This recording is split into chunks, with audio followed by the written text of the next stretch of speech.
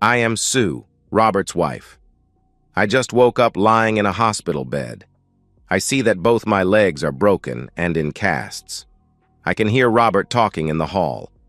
I can't understand what they are saying, but I guess it is about what care I will need when he takes me home. I know Robert will take good care of me. He always has.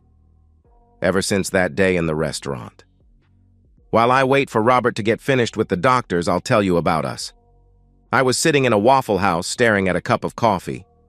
Yesterday I had gotten my dream job, being a high school teacher at the high school where I had graduated. I start in the fall. I should be happy, right? Well, this morning I took an EPT. The little blue plus showed up. Yeah, I am pregnant. Let's go back a few years. I graduated high school as a virgin. I had worked my back off and received a scholarship. Not to Ole Miss or even Mississippi State. The University of Southern Mississippi. I packed up and drove down to Hattiesburg. I was still a virgin when I started my second year. Okay, let me clarify something. If you went out with me and showed me a good time and I really liked you, well, you might get a hand. This had been going on since my senior year in high school, so I had seen a number of Johnsons. Different sizes and shapes, but always white. It was my sophomore year when I got a call to come home. My brother, who was 6 years older than me and in the Army, had been killed. He was in a country called Vietnam, somewhere in the Mekong Delta. The body arrived 2 days after I got home. Mom wanted to see him. The funeral director would not unseal the casket. Mom was hysterical. We had to call a doctor to give her something to calm her down so she could attend the funeral. I stayed a week, but I had to get back to school. Just before Easter, Dad found her dead. The doctor said she died of something known as broken heart syndrome. At the funeral, I noticed Dad had taken to drinking a lot. This was not normal for him, but I just wrote it off as his way of dealing with the grief. I stayed 2 days, but I had to get back to school. Finals were coming up. I decided to stay at school that summer and take some classes that would allow me to graduate early. I should have gone home and been with my dad. It was just after the 4th of July that I got a call from the sheriff's office. I needed to come home. Dad had taken a shotgun, put it under his chin, and blew his brains into the attic. The day of the funeral, I contacted a lawyer. I put him in charge of selling the house and everything in it that I did not want. After the mortgages, the real estate broker, and the lawyer were paid, I barely got $10,000. I went back to school. But something was different. I was different. Maybe it was the guilt. I should have stayed and helped Mom deal with losing her only son. Then Dad. Who knew he was so depressed? If I had stayed, maybe. I was sitting in the library trying to concentrate on what I was reading when Jamal sat down beside me. Jamal Atkins is a black football player. Everybody knows him. He starts with his line of nonsense, and I am thinking, why not? He wants to know if I would like to drive down to the beach. I know what that means. He is tall and not bad looking, so I pack up my books and go get in his car. It was a big '98 Oldsmobile. We get to the beach and roll the windows down so we can hear the waves. It is relaxing. Before long, I am kissing my first black man. His hands played with my body, and I was getting excited. He stopped and reached into the glove box and took out a lighter and a hand-rolled cigarette. He lit it and inhaled deeply, then offered it to me. I knew better, but what the hell? Maybe this would help. After a few tokes on that joint, I was high as a kite. My clothes were off now. Things were getting crowded in the front seat, so we got in the back. His pants were off and my hand was inside his boxers, doing the deed. It did hurt at first, but that quickly passed. Then I came to the pleasure. Maybe it was the smoke, or maybe it was the guilt flowing out of me, I do not know. But whatever it was, I felt better than I had in months. That started my affair with Jamal. Now it was not love. It was never love. It was just fun. About a month into it, we double-dated with a friend of his. After dinner, we ended up at this friend's house. He had some good smoke. Somebody suggested we swap partners. That was my second man. About a month before Jamal was to graduate, we were at his apartment watching the draft. Of course, there was more smoke. I noticed I was the only girl, and before I knew what was going on, I was naked and on my knees. With maybe 5 guys I really don't remember. I saw Jamal one more time after that. He told me he heard what his friends had done to me and he was really sorry. He had passed out, so he did not participate. I believed him. My roommate had warned me about getting a reputation for dating black guys, especially those who dreamed of being professional athletes. Very few would make it, and I would end up pregnant and a single mom living with a half-black baby in Mississippi. She made a lot of sense. Jamal left for who knows where, and I did not date for almost a whole semester. Then one of the frat boys asked me out.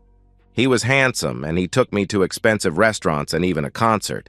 I liked dating a guy with money. It was fun. There was no playing in the back seat of a car on the beach. He got a room with a view of the beach.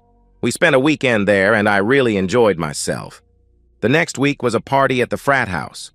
Maybe I had too much to drink, or maybe somebody put something in my drink. I never knew. What I do know is that I had the time of my life. It was fun, and unlike the time I had with all of Jamal's friends, I remembered everything. The next morning, I did my walk of shame through the house, but it was different. All the men who were awake were so nice. One even took me to a restaurant and bought me breakfast before taking me back to my dorm. I loved dating those frat boys. I became a fixture at the house. They always made sure I had everything I wanted or needed. This went on for the next 2 years. I pulled trains. This brings me to that day at the Waffle House. I found out I was pregnant, so I called my boyfriend. He told me not to worry, he would get me an abortion. I don't believe in abortion. I want to get married and start a family. He actually laughed. There is not one of us who would marry a woman like you. We all have our lives planned out, and you would never fit in. Get the abortion and get over it. He hung up the phone. Like I said, I was staring at my coffee when Robert walked in. Sue, I was so sorry to hear about your family. While I was not one of your brother's friends, I knew him and he was a good guy. I knew Robert from high school. He was not the sharpest knife in the drawer. He asked to sit down and I motioned for him to sit. What's wrong, Sue? You look like your dog just died. Like I said, he is not the sharpest. But I decide to tell him. Lies, of course. Robert, I am in trouble. A couple of months ago, I was drugged and by a bunch of frat boys at school. I just found out I am pregnant. I am supposed to start teaching at the high school in the fall. How is that going to look? An unwed pregnant woman teaching kids? They'll fire me for sure. I gave him my pitiful face. What about an abortion? He asked. I could never do that to a child. The father? He asked. I have no idea who he is. That was the truth. Well, the way I see it, you need a husband, and that baby needs a father. I wanted to shout something sarcastic like, obviously genius. But I kept quiet. I wanted to see where this was going. I've known Robert my whole life. I was a year ahead of him in school, but I knew who he was.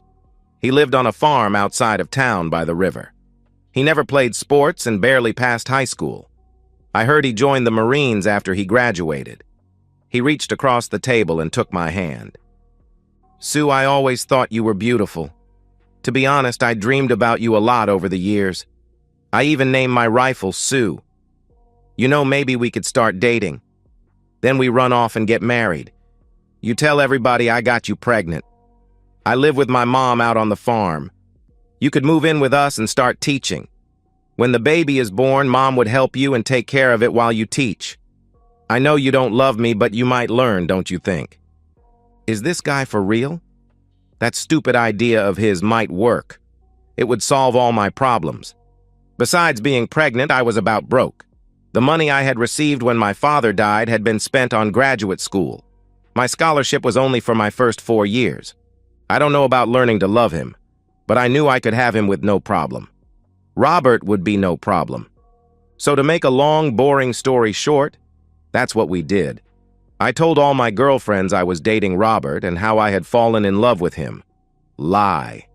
Robert told all his friends how much he loved me. Truth. One day we ran off together and got married.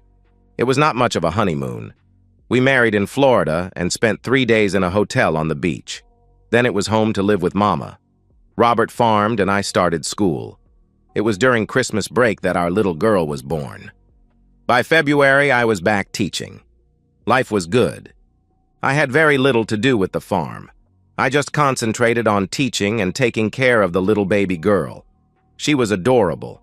Robert's mother was such a wonder. She helped with everything and taught me a lot about caring for a baby. Robert was a good lover and I was satisfied with my life.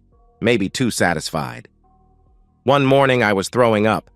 Robert's mother said I should see a doctor. She thought I might be pregnant again. This was not in the plan. 8 months later, the twin boys were born. I had my tubes tied. Robert's mom and I had become close. I called her mom. So it was a great shock when she did not come down for breakfast. She had passed in her sleep. I think I took it harder than Robert. But I shook it off and went back to work. Robert hired a lady from a nearby church to help with the kids and the housework. She showed up every morning in her old truck and prepared breakfast. She helped with the babies while I got dressed for work. Then when I got home, she had supper ready. She was truly a godsend. I had taken over as the assistant principal of the high school when he retired. I was in line to be principal. Part of my job was to handle the salesmen who called on the schools to sell everything from books to cleaning products. That's when it started. One day, this nice-looking man from New York called at the school with a new line of books. Instead of telling him it would be a couple of years before we even started looking at purchasing new books, I invited him to lunch. I took him across town to a restaurant near his motel. Things progressed until I found myself in bed with him. Looking back, I would think that I liked it because I was cheating. I was in a motel room with a strange man from out of town. That was more exciting than the intimacy. But if that was true, why did I take his call the next morning and agree to meet him after school for another round? Who knows? But I went. I expected another call the next day, and I had told myself I was not going again. But the call never came. In fact, I never heard from him again. I was a good girl for almost 6 months. In fact, I had promised myself that I was not going to cheat again. I mean, what was the downside if I was caught? Robert would divorce me, I am sure. I might even lose my job. Robert had lots of friends in the county. I was at a teachers' conference in a town about 2 hours from where we lived. The conference ended early, and I was on my way home when I saw that I needed gas. I pulled into one of those self-service stations and was trying to get the pump to start. I was getting frustrated when this man walked up and offered to help. Of course, he had it working in seconds. As he filled my tank, I looked at him and yes, I got the itch. There was a coffee shop inside and I invited him for a cup. He did not refuse. Less than an hour later, I am again on my back with a strange man. Like I said, it is the situation that gets me off. I am in a strange town, in a cheap motel with this strange man. As I got dressed, he told me he was a mechanical engineer. He worked for Ford and did seminars at different dealerships in the area. He was very smart, unlike Robert, and I enjoyed talking to him. He was from Michigan and came to this part of the country about once a month. Perfect. I gave him my number at school, not my home phone, and surely not my home address. I told him I was married. He was not. Sure enough, about 5 weeks later, I got a call. He was close and wanted to meet. Why not? I called home and told Minnie I would be late, something about a meeting I had to attend. I met him at the hotel where he was staying. This happened 2 more times, then I never heard from him again. I figured he probably met someone new or was assigned to a different territory. No big loss. Summer came and Robert was working on this new project. It was going to make us a fortune. Something with soybeans, I think. Who knows what this guy is doing? The only way he is going to make a fortune is if he finds the Holy Grail. And if he did, he would probably sell it for junk. Sometimes I wonder why I am still with him. We have started arguing all the time, usually about the stupidest things. How did this guy pass high school? And what did the Marines teach him? Like I said, it was summertime, July to be exact. When the principal called me into his office, he wanted to introduce me to the new football coach. It was Jamal Atkins. Yes, that Jamal. My first. Jamal rose from his chair and extended his hand. Thank God. It would be a problem if we had hugged and kissed in front of my boss. After introductions were made and his duties spelled out, I was asked to show him around. We walked over to the gym where his office was located. "Jamal, thanks for not letting on that you know me in front of my boss." Jamal shut his office door and locked it. I flew into his arms. My kisses left no doubt where this was going to end up. We used the couch there in his office. On the drive home, I realized this was different from my other two affairs. I got off on the intimacy, not the cheating. I knew this would not be the only time, but I also knew we would have to be very careful. Something like this could cost us both our jobs and my marriage. It did continue. We did it in his office a couple more times. Then football practice started. There were way too many kids around to chance someone seeing us. He suggested meeting at his house. He gave me the address and I drove by on my way home from school. It was a nice house in a nice subdivision. The best part was it had a double garage. I could pull my car inside and no one would know I was there. Told you I am smart. We met there a couple of times after school when he could get away from practice. I just told Minnie I had a meeting or was helping a child. Robert was always working on whatever. One morning, Robert told me he was going to be late getting home. Something about, hell, I don't even remember what the jerk said.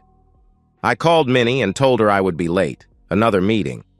I met Jamal after he finished practice, and in minutes we were in bed. I figured we had until 8 p.m. Robert had said he would be home around 10 p.m., so that would give Jamal and me plenty of time. Lying next to Jamal after our grand finale, I realized I was in love. Jamal said he loved me also. I went to sleep thinking I was going to figure out a way we could work this out. I woke up at 10:30. Damn, I have to get home. No time for a shower. I jump up and put my clothes on. Jamal is not helping. He just lays there and grins at my dilemma. Finally, I am in the car and on my way. I am going over all the scenarios and lies I can tell Robert when I feel it. Jamal's pint of pleasure ran out of me. It is going to stain my clothes seats. Robert will see it. I unsnapped my seatbelt and rose up in the car. I am using my skirt to try to wipe myself when I look up. Tree! So that's my story. Robert is walking back into the room. I see tears in his eyes. Robert, it is not that bad. I will get better soon, you just watch and see. He sits in the chair beside my bed and takes my hand. Robert, what's wrong? How are the babies? I asked. He does not answer me, but he starts talking, so I listen. Sue, I have loved you for so long. I think I fell for you in grade school. I know you were my fantasy girl all through high school. I just never thought you would consider going out with me. I mean, you were so smart and me. Well, I barely passed. Even during the hard times while in the Marines, I thought about you. I loved you and always have, and I guess I always will. Even when I caught you cheating, I still loved you. What? You knew about... I started to say. He did not let me finish. That book salesman. You should have seen the look on his face when I stepped into his motel room. I told him who I was before I shot him. He was going to explain, I guess. I did not want to hear anything he had to say. Robert, I am so sorry, but he was the only one, and it was just that one. I started to reply. Again, he just kept talking. I imagine he did not want to hear any more lies. Then that guy who did those seminars for Ford. You had just left, and I could smell your perfume in the room. He was braver than the salesman. He ran at me, but he died also. Oh God, Robert, what have you done? Let me help you make this right. Maybe you can call... Again, he does not wait for me to finish. I don't know if they play the television for you while you have been in your coma, but if they do, I am sure you heard the news. The high school is looking for another football coach. It seems Jamal disappeared a couple of days after your wreck. You have probably figured it out by now. I mean, you are the smart one. Does 3 make me a serial killer? I'll have to ask someone about that. I am screaming at the top of my lungs, but nobody is hearing me. Sue, I want you to know that I think you were a lousy wife but a great mother. I will always remind the kids of you, and we will pray for you every night. They will never know the truth about their mother. 2 nurses come into the room. I am sorry, Mr. Barnes, but it is time. Of course I understand. She will not be in any pain, will she? He asked the nurse. No, she will not feel a thing. The transplant surgeons who will be harvesting her organs will make sure of that. Sue, wait a minute.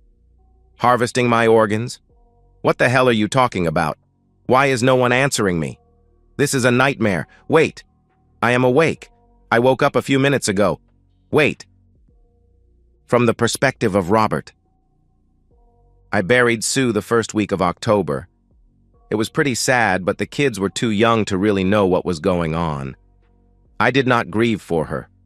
Actually, I did not have the time. I was very busy. Minnie, my housekeeper, took care of them while I got busy harvesting my beans. That is what brings me here to the Waffle House, the same one where I proposed to Sue. I have just come from the brokerage where I sold my beans. I have a notebook in front of me and I am trying to figure out if I made any money on the beans. Like I have said, I am horrible at math. I could never figure out where the decimal goes or what to do with the zeros. After my 3rd try, I lay my pencil down in disgust and take a sip of coffee. What you working on so hard, Bobby? Math, what else? I replied. Let me see if I can help. She picked up my pencil and turned the notebook towards her. Who is she? Well, this is Amy. I have known her my whole life. She always helped me with my homework. Probably the reason I graduated high school. Okay, Bobby, tell me the problem, she asked. I planted 1,250 acres of soybeans this year. I averaged 90 bushels of beans per acre. The broker is paying me $20 a bushel. I want to know if I made money or not. Well, do you know your seed and fertilizer costs? She asked. Including diesel, I figure it was about $75,000 total. That seems low. How much was your labor cost? She asked. I did all the work myself. Sometimes I planted in the dark using lights on the tractor. Same with the harvesting and hauling, I did everything myself. That was a lot of work. I got it done, I replied. Bobby, you better be glad I am a CPA. I am going to have to find a lot more costs, or you are going to owe the government a ton of money. Thanks, Amy. I know I can count on you. You always had my back. If that is the truth, why did you not listen to me when I told you about Sue? I was in southern Mississippi with her. I saw what she was doing and I told you the day after you proposed to her. You knew Bobby. You knew who she was and what she was, yet you married her anyway. You, of all people, should remember how big a crush I had on her. When she started telling me about how she was raped, resulting in her being pregnant, I saw an opportunity and I took it. That little girl is so cute, and she is a daddy's girl, that's for sure, she answered. The boys are mine, I am sure of it. I was the one who fooled around with her birth control and got her pregnant. Speaking of those boys, we better get home. Mama will need help getting them ready for bed. By now, some of you have figured out that Amy, Minnie's daughter, is black. You got that, right? Well, something I left out was that Linda, Amy's sister, is the school secretary. She answered all calls that came into the school. She also made sure when teachers, like Sue, took off early, their classes were covered. She called her mama, Minnie, and told her where Sue was going, like when she went to lunch with the book salesman. Of course, Minnie got in touch with me to tell me what was going on. I tracked her to the restaurant and then to the motel. The very next day, when Linda transferred his call to Sue, she kept the line open and listened in as Sue made a date for that afternoon. I had no idea about the first meeting with the Ford engineer. How could I? But a month later, he called the school to tell her where to meet him. Again, Minnie alerted me after Linda called her. Now you are probably asking why I had to kill them. I knew Sue was not in love with me. I was just a stopgap for her, meaning when she found something better, she was going to divorce me. We live in a no-fault state. With 3 kids, she would have taken me to the cleaners. I would lose the farm that had been in my family for generations. I could not let that happen. Now you want to know what I did with the bodies. If you must know, Minnie helped. Why? Minnie's family had worked for my family for years. They planted cotton using mules before we switched to tractors. Minnie's 2 girls were the first who did not work as household help. Minnie made sure of it by keeping them in school so they could get good jobs. Linda is the school secretary, and Amy is a CPA. Not bad for 2 black girls from the rural South in the 60s. Enough history, let's go back to Minnie helping me with the bodies. She came into my den, where I keep my guns, as I was packing up to go after the book salesman. "You going to kill him?" she asked. "That's the plan.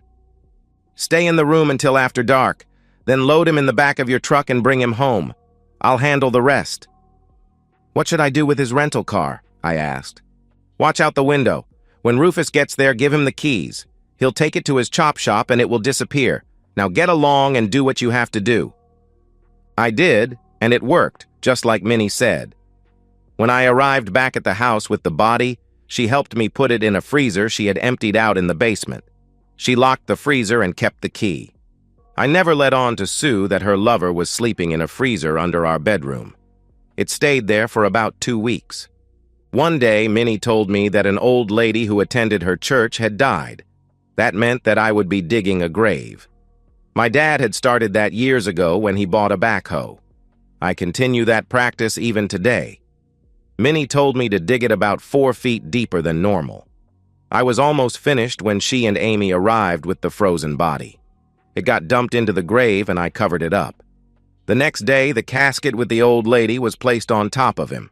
Problem solved. The engineer was handled the same way. He spent almost a month in the freezer before a member of the church died. Jamal was a different story. He was barely frozen when Samuel Junebug Adams died. He had been the janitor at the county courthouse for 50 years. Everybody called him Junebug because he had this habit of catching June bugs in the summertime and tying thread to one of their legs. He would hold the thread like a leash and the bugs would fly around him. Sometimes you would see him with 3 or 4 bugs flying all around him, therefore the nickname Junebug. Junebug was well known and well liked, so there were a lot of people at his funeral. I attended with Minnie and her daughters. Now, some of you listening to this may think I was lucky to get away with 3 murders all those years ago. I always told my 6 kids, I'd rather be lucky than smart. 6 kids, 3 with Sue and 3 more with Amy, of course.